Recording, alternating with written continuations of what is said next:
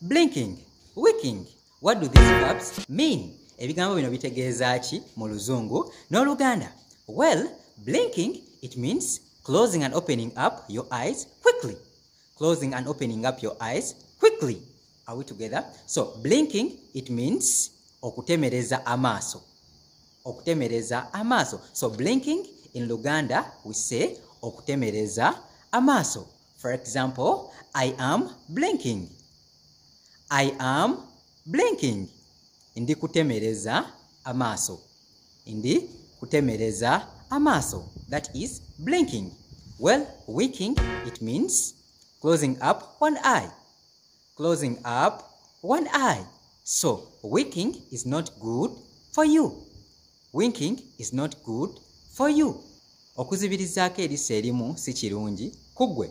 So, winking, it means you close up one eye, while the other one is open. So, ozibirizaako eriiso limu. Mu Luganda kye tuyita okuzibirizaako eriiso erimu. Mu Luzungu tugamba winking.